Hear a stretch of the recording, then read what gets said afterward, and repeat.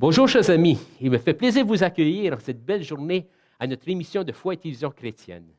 Nous avons avec nous l'abbé Jacques Kabengou, qui va nous donner la troisième tranche de son émission « Moi, je suis la résurrection et la vie ». Accueillons chaleureusement l'abbé Jacques Kabengou. Merci Jacques. Bonjour tout le monde. Alors, nous allons continuer notre réflexion sur la signification de la résurrection des morts. Dans les rencontres dernières, nous avons mis l'accent sur la présence de cette foi dans l'Ancien Testament.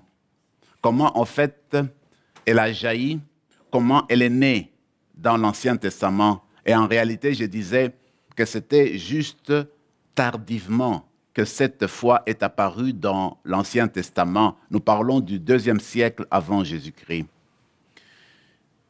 Aujourd'hui, nous allons essayer de nous concentrer sur le Nouveau Testament. Nous allons mettre tout notre esprit centré sur Jésus-Christ.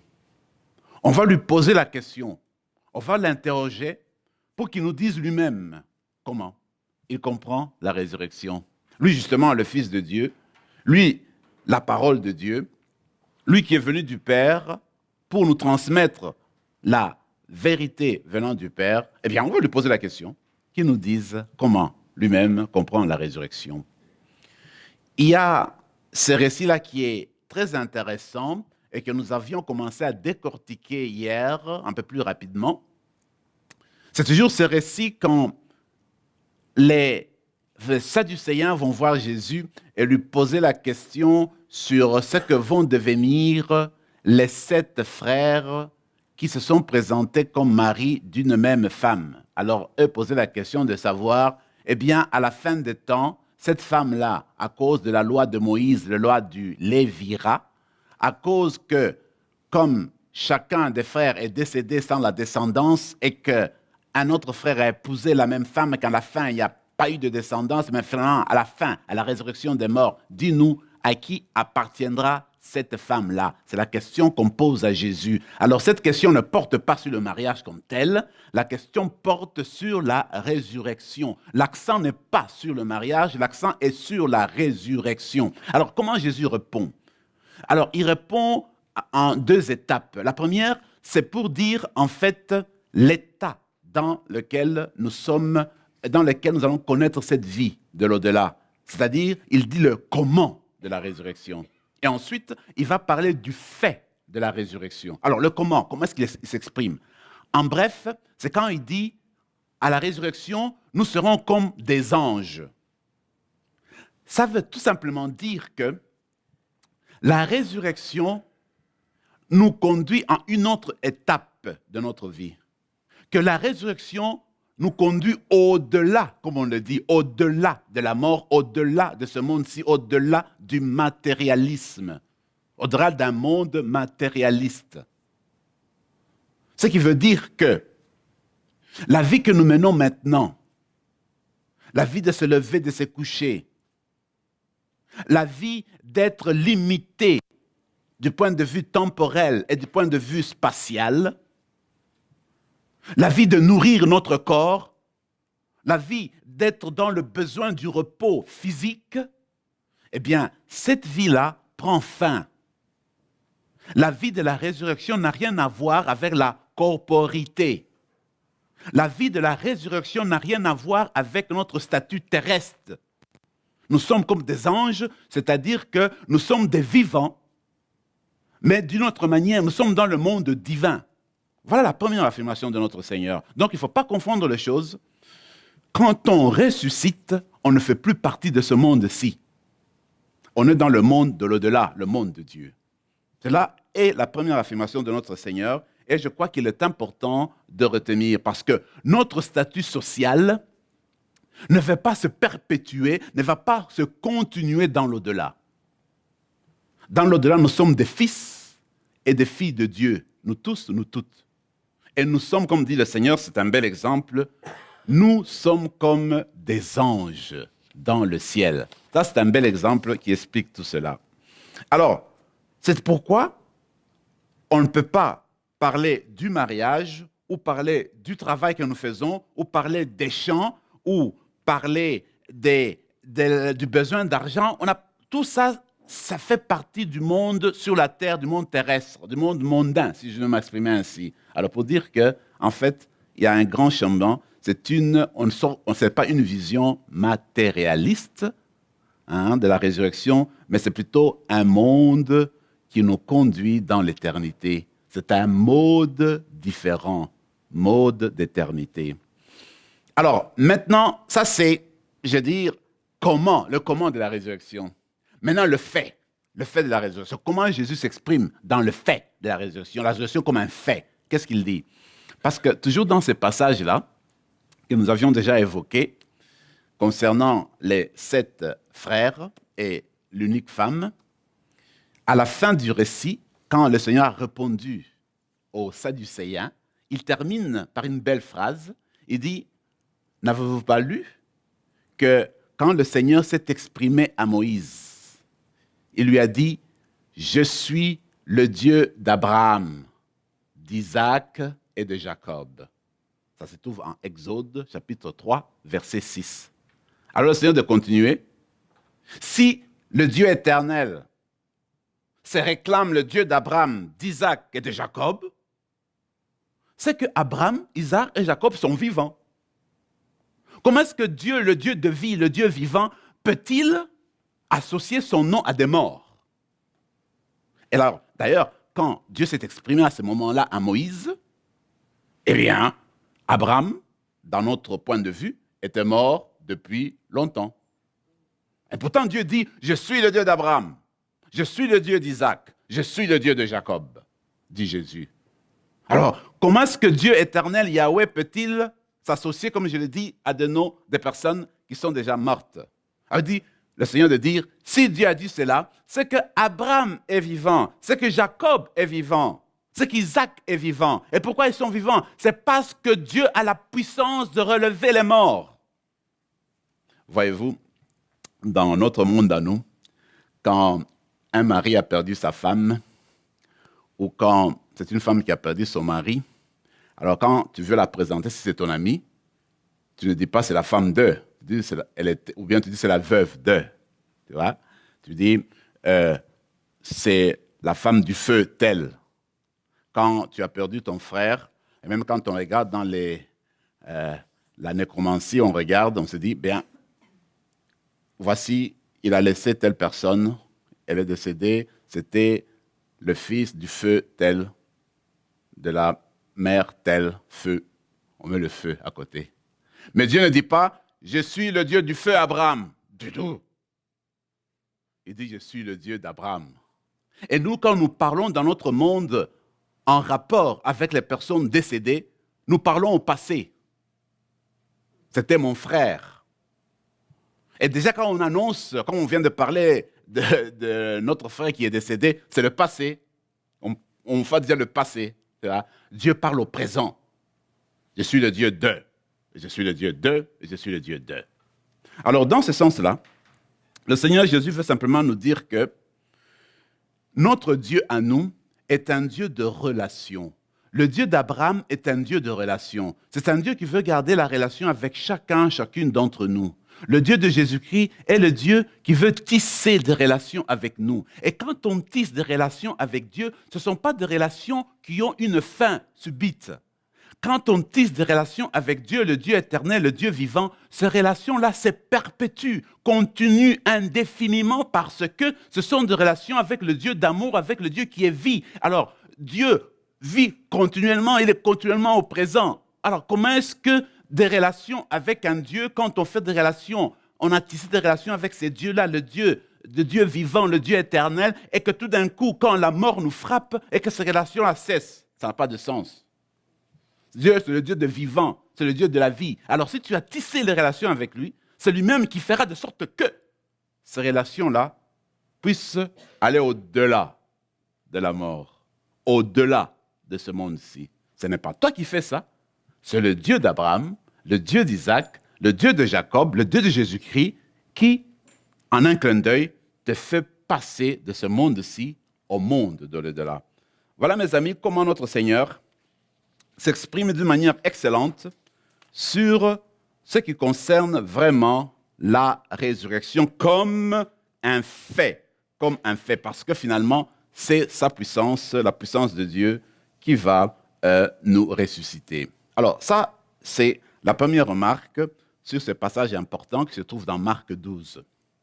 Alors maintenant, voyons comment notre Seigneur, alors nous venons de voir comment notre Seigneur a expliqué la résurrection dans le comment et dans le fait.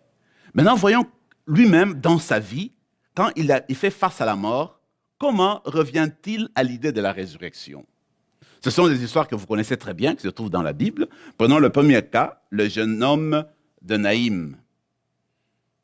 Voilà que notre Seigneur, comme d'habitude, il va de village en village pour annoncer la bonne nouvelle. Comme de coutume, il est toujours encerclé, entouré des foules, surtout de ses apôtres. Et cela, d'ailleurs, c'était des coutumes parce que les maîtres étaient toujours entourés de leurs disciples. Et le Seigneur Jésus est aussi entouré de ses disciples. Voilà que ce jour-là, alors qu'il sortait, ou il était à l'entrée de la ville de Naïm, entouré de plusieurs personnes, au-devant de lui, il voit une autre foule sortir. Et c'était une grosse foule aussi, mais il y avait un mort. C'est comme si la foule allait pour l'inhumation. Alors le Seigneur, certainement, qui s'est renseigné, qu'est-ce qui s'est passé? En fait, il s'agissait d'un jeune homme qui venait de mourir, et le jeune homme était fils d'une veuve. Et puis, dans sa compassion, le Seigneur va faire arrêter le cortège. Il dit, arrêtez-vous. Alors, dans sa compassion, il va vers le jeune homme. Il touche le jeune homme et dit, relève-toi. Et le jeune homme reprend la vie, commence à vivre. Alors ça, nous appelons ça la résurrection. C'est-à-dire que la résurrection a deux sens.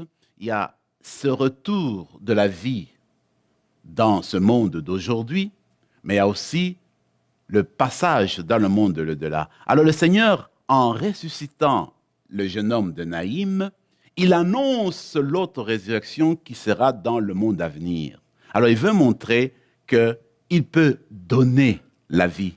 Et ce qui est important, c'est de voir la compassion de Jésus. Il a souffert avec la situation de la veuve. Il veut aider la veuve. Il veut répondre à son besoin. Il veut lui remettre son fils. Et voilà pourquoi lui-même, il prend l'initiative. La veuve n'a pas demandé. C'est lui-même qui prend l'initiative. Il va vers la foule. C'est comme s'il y avait deux foules qui se rencontraient. Une foule des morts pour la mort et une foule pour la vie. Jésus avec la foule pour la vie et la veuve avec la foule pour la mort. Et Jésus va à la rencontre de la foule pour la mort pour leur retourner à la vie, pour leur donner la vie et leur changer d'orientation. Quand le jeune homme est ressuscité, ils ne sont plus partis pour l'inhumation. Ça a été fini, voyez-vous. Alors on va voir comment le Seigneur va agir après. De par notre baptême, nous sommes tous appelés à proclamer à temps et à contre-temps que Jésus est Christ et Seigneur. C'est pourquoi Foi et Télévision Chrétienne vous invite à faire parvenir votre don à l'adresse indiquée à l'écran. Nous vous remercions de votre grande générosité et de vos prières.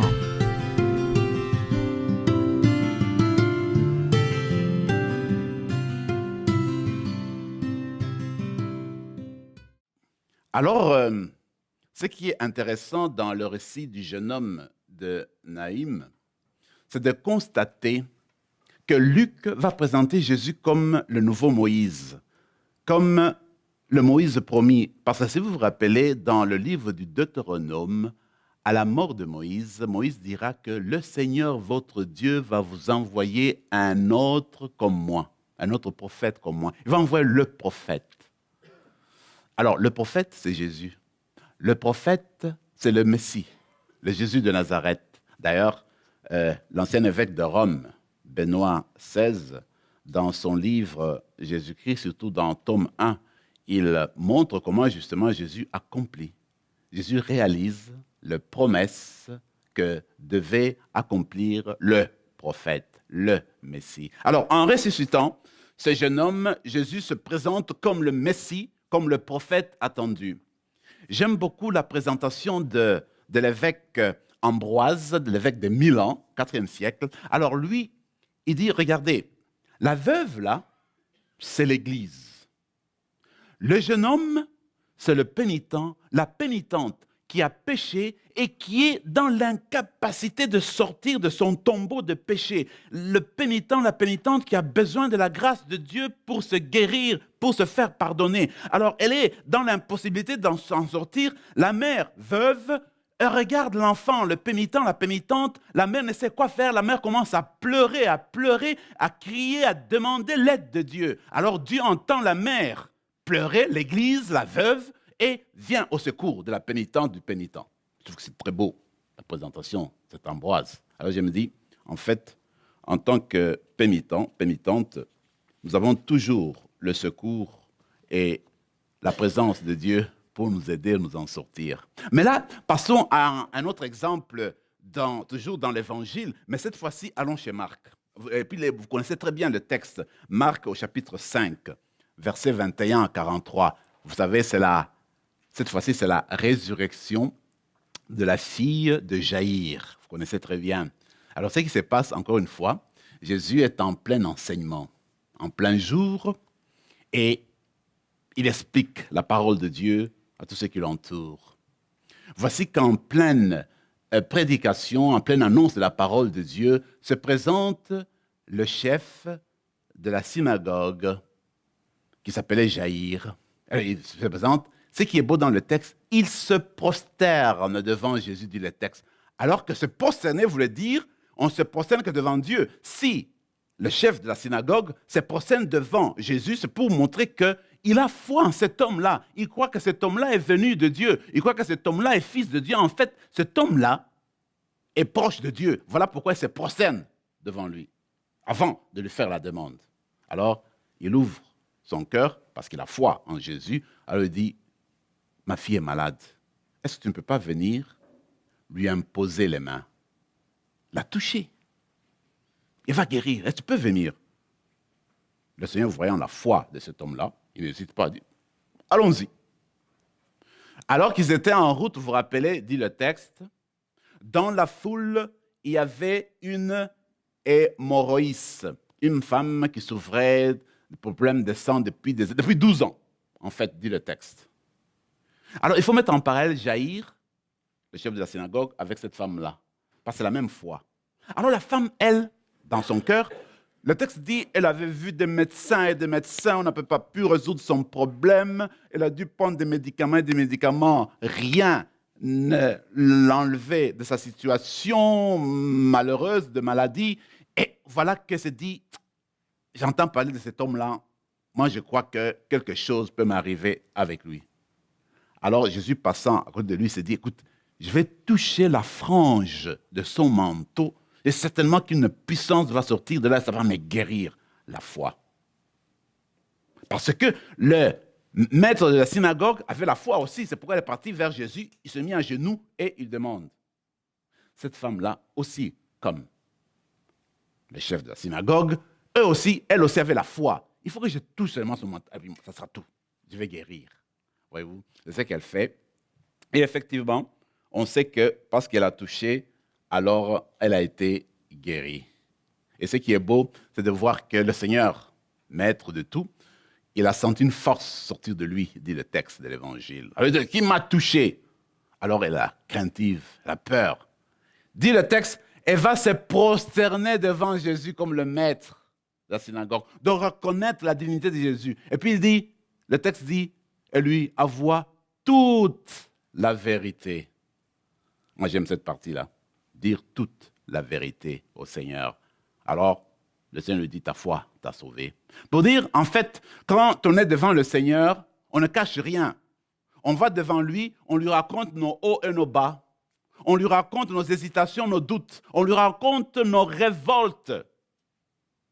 On lui dit qu'il n'a pas exaucé notre prière. On dit tout ce qu'on a à l'intérieur. Il faut dire toute la vérité au Seigneur. Et le Seigneur nous accueille et accueille toute notre vérité. Donc, en fait, quand on se présente à Dieu, on fait comme cette dame-là malade. On dit tout devant le Seigneur. Et le Seigneur écoute nos prières, nos révoltes, nos hésitations, nos doutes. Il prend toutes nos misères, nos hauts et nos bas, nos échecs, nos réussites. Mais l'histoire n'est pas finie là. Alors, quand ils arrivent à la maison de Jaïr, on connaît l'histoire, rappelons-nous de Élisée. Alors, Jésus va dans la chambre haute, il trouve la jeune fille, puis il dit, Talita koum, jeune fille, lève-toi. Effectivement, la fille va commencer à vivre. Mais il faut attirer l'attention, voyez-vous, hier on parlait d'Élisée. Alors, Élisée, c'était des longues prières, c'était des heures et des heures de prière avant de remettre ces jeunes hommes-là en vie. C'était des heures et des heures de prière. Il s'était tendu sur le cadavre, il a réchauffé le cadavre, il a fait de bouche à bouche, ça a pris du temps. Jésus s'est instantanément, relève-toi. Et la personne se relève. Pour dire que nous sommes devant la majesté de Dieu, devant la divinité de Jésus, en fait, qui nous invite à voir plus loin. Que cette vie ne s'arrête pas simplement sur cette terre-ci, que lui, Jésus, peut donner la vie. Voilà pourquoi il ressuscite cette jeune fille-là. Et ce qui est intéressant, après il dit, écoutez, donnez-lui à manger. C'est comme pour dire, maintenant, j'ai fini mon travail, vous occupez-vous d'elle.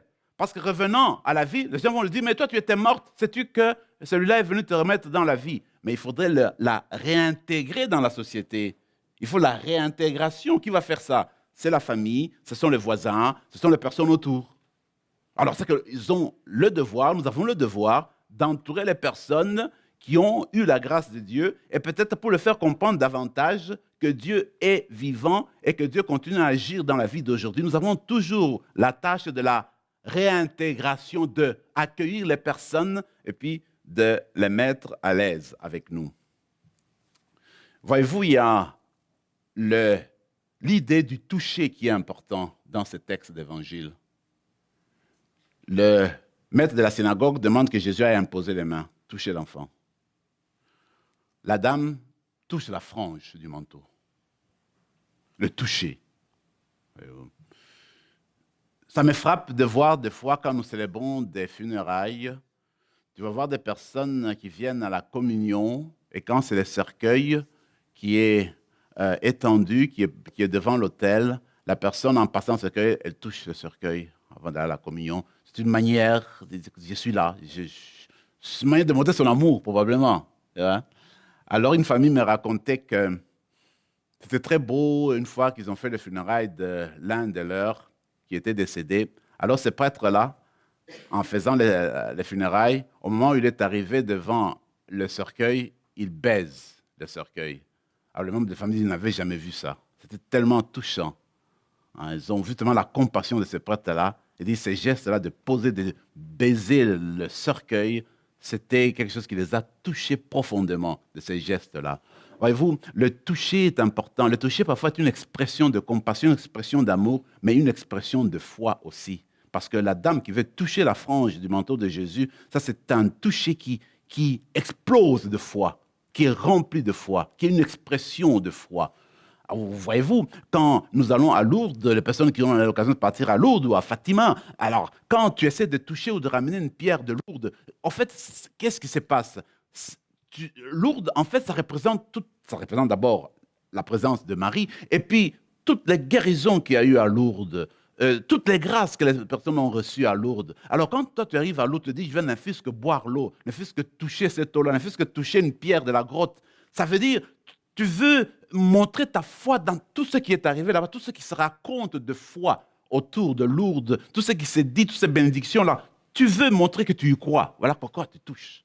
Le toucher est une expression, souvent, de notre foi. Vous vous rappelez quand les reliques de Sainte Thérèse des Lisieux sont arrivées au Canada, notamment à Ottawa, c'est parti dans certaines paroisses. Alors tu voyais des fils de personnes qui allaient là. Et puis quand tu arrivais devant le reliquaire, tu baisais ou tu touchais.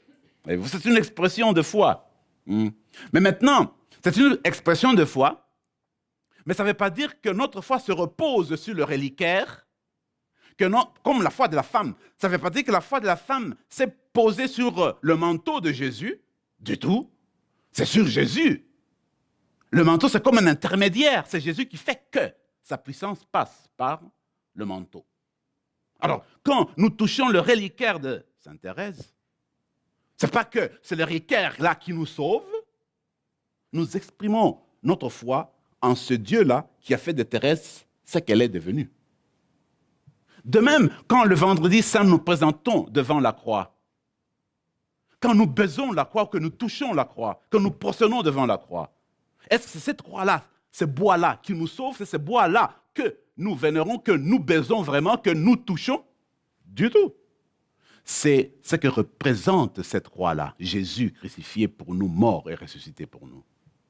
Que sa puissance passe par le bois, que sa puissance passe par ce signe-là symbolique qui se trouve au-devant de nous. Donc, le toucher, le baiser, le sourire peuvent être une expression de notre foi que nous voulons exprimer en posant ces gestes-là, comme la femme dans ce texte que nous venons de voir, comme nous avions fait quand nous avons des objets de piété.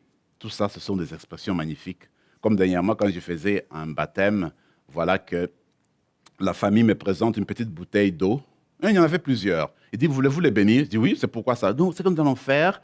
Nous allons distribuer aux membres de nos familles la petite bouteille pour montrer que c'est le souvenir de l'enfant qu'on a baptisé avec l'eau là-dedans. Bon, c'est merveilleux, c'est fantastique. Toucher. Donc, ce sont des choses importantes, je pense. Merci. Cette émission a été rendue possible grâce aux partenaires et amis de Foi et Télévision chrétienne. Mais nous avons aussi besoin de vous. C'est pourquoi nous vous demandons de faire parvenir votre don à Foi et Télévision chrétienne à l'adresse indiquée à l'écran.